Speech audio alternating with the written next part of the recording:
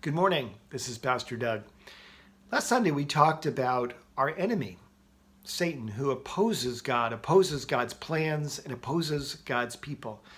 He's always looking to hinder, to put a wall, in a sense, between us and God, and a wall between us and other people, and particularly others that are even our brothers and sisters in Christ.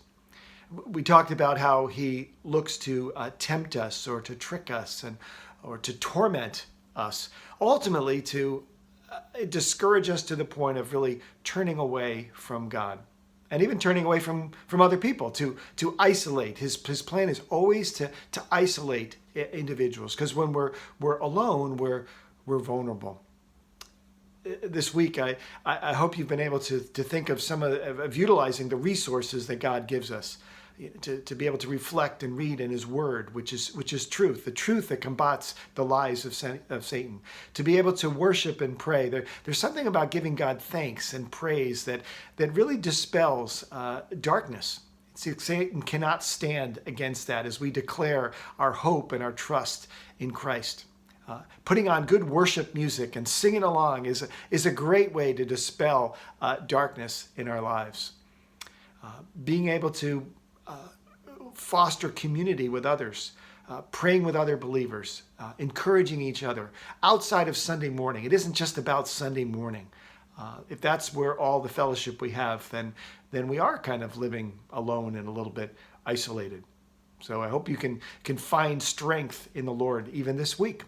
God makes a way. He always makes that way of escape.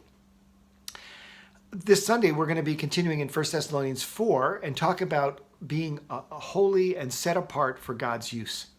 And that sounds sort of lofty and church-like, to be holy, but we're going to talk about what does that mean in practical sense. Even what do we do with our body? How do we handle ourselves, particularly in relationship with other people?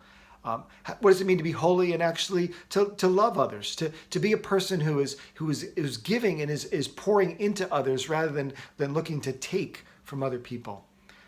What does it even mean to live a quiet and a productive life? Even whether we're actively working in a job or whether we're retired, how do we utilize well the time that God gives to each one of us? That's all part, really, of living a holy and a set-apart life for God. I look forward to seeing you on Sunday, and I hope you have a great week, continuing to trust in the Lord, stand fast in the Lord and in His mighty power and His mighty strength.